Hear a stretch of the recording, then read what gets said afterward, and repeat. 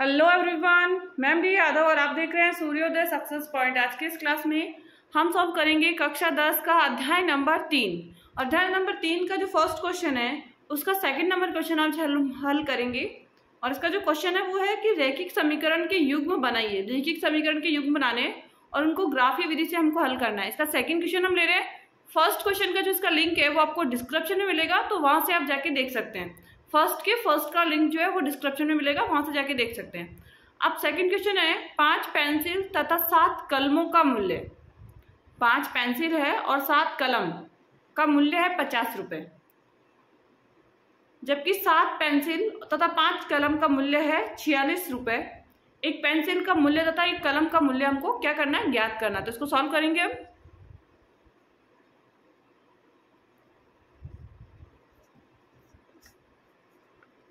सबसे पहले एक पेंसिल का मूल्य तथा एक कलम का मूल्य हमको ज्ञात करना है। तो माना एक पेंसिल का मूल्य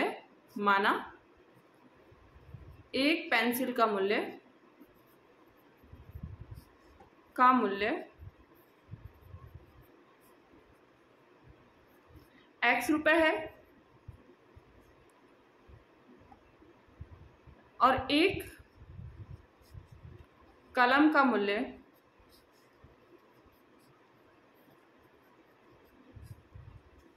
y रुपए है।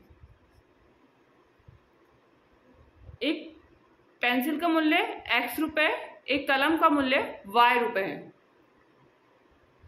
अब प्रश्नानुसार हम सॉल्व करेंगे इसको।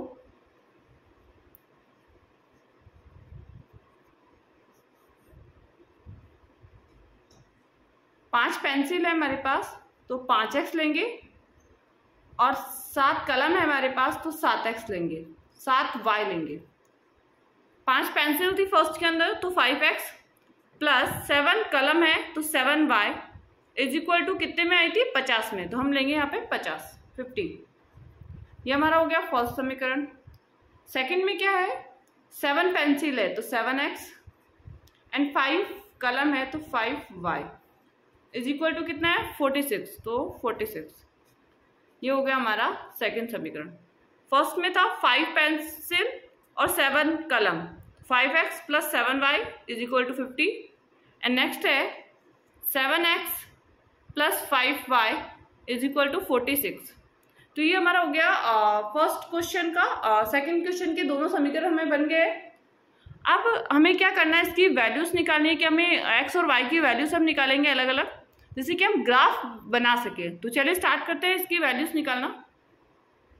फर्स्ट समीकरण लेते हैं हम पहले, 5x plus 7y is equal to 50। तो हमें इसको प्लस में 7y है, लेफ्ट से इसको मैं राइट में लेके जा रही हूँ।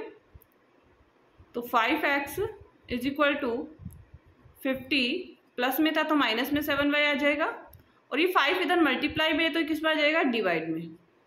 अब हमें 7y की वैल्यू रखनी है, y की वैल्यू रखनी है। y की वैल्यू हम रखेंगे, y इज इक्वल टू हमने लिया, अब 5 ले सकते हैं, 5 ले लिया, y इज इक्वल टू 5। तो 50 ऐसा कैसा, माइनस 7y,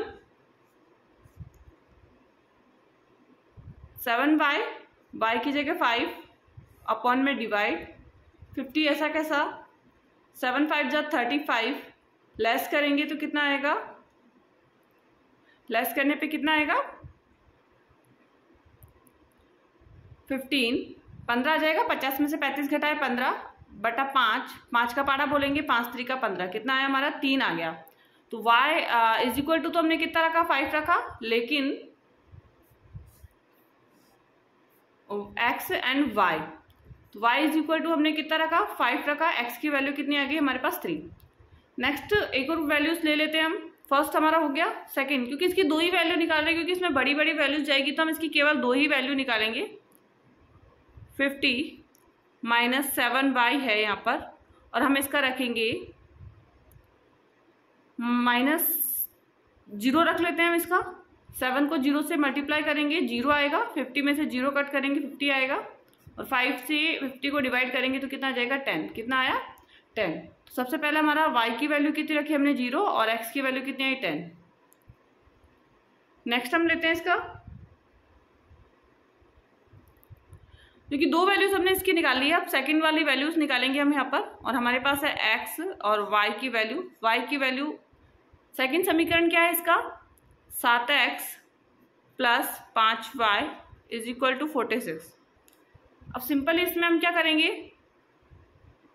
5y को प्लस में है तो इधर आके किस में जाएगा, माइनस में। तो 7x is equal to 46 minus 5y, 7 इधर मल्टीप्लाई में है तो इधर डिवाइड में आ जाएगा।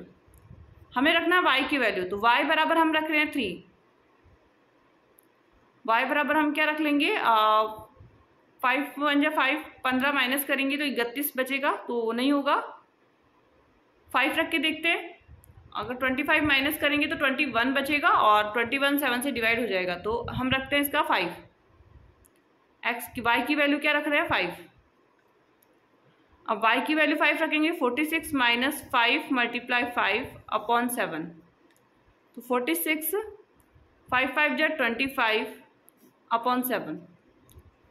46 में से 25 माइनस करेंगे 21 अपॉन 7, तो कितना रहेगा, 7 की टेबल बोलेंगे 3 टाइम, कितना रहेगा 3। तो y की 5 और x की वैल्यू कितनी आएगी, 3। नेक्स्ट क्वेश्चन लेंगे, एक और वैल्यू निकाल लेते हैं इसकी हम।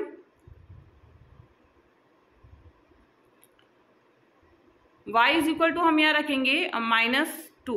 y इज इक्वल टू क्या रख रहे हैं हम वैल्यू, -2। अब यहाँ पे 46 माइनस 5 और y की वैल्यू -2 रखेंगे हम। 2 5 जा 10, माइनस माइनस प्लस 10 हो गया, और दोनों को प्लस किया 56 को 7 से डिवाइड कर दीजिए, 7 8 56, 8 बार में आ गया, कितना आया, 8 आ गया। तो इसकी जो वैल्यू आई हमारे पास वो कितनी है, y की वैल्यू हमने -2 रखी और x की वैल्यू कितनी आई, +8। y की वैल्यू -2 और x की वैल्यू +8। तो ये हमारे दोनों समीकरण हमने सॉल्व किए हैं। एंड अब हम करेंगे इसका ग्राफ बनाना स्टार्ट करेंगे। तो ग्राफ पेपर हम लेंगे इसका, और ग्राफ पेपर भी नहीं हो तो आप कॉपी पे भी हम बना सकते हैं इसको, लाइंस बना के। तो लाइंस बना के ही हम सॉल्व करेंगे। ग्राफ पेपर हो तो बहुत इजीली हो जाएगा, बट लाइंस बनाने में आपको ध्यान रखना है कि जो आप डिस्टेंस लो वो इक्वल होना चाहिए। अब सबसे पहली जो वैल्यू है हमारी इसमें वो है 5, y की वैल्यू और x की वैल्यू 3 और 5। तो x की वैल्यू सबसे पहले नंबर्स हम डाल लेते हैं यहाँ पे, +1 2 3 4 5 6 7 8 9 और 10, प्लस y की वैल्यू में करेंगे y 2 3 4 5 6 7 और 8। नेक्स्ट हम लेंगे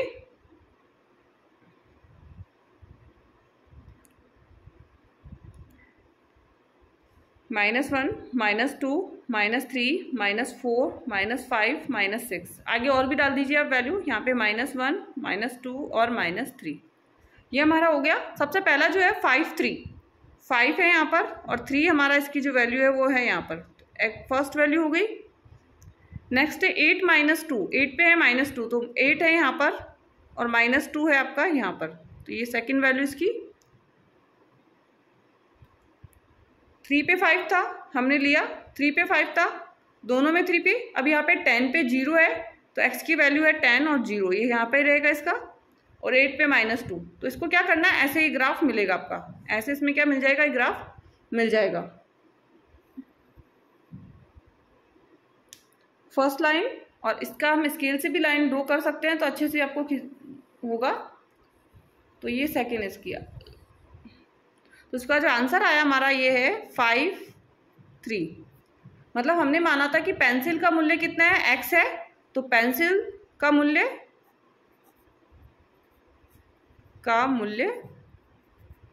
तो 5 है, और कलम का मूल्य कितना है, 3 है। दोनों की वैल्यू आ गई हमारे पास। पैमाना आपको लिखना है इसमें, x अक्ष पे वैल्यू जो है वो लिखनी है, और y अक्ष की जो वैल्यू हमने ली थी वो लिखनी है।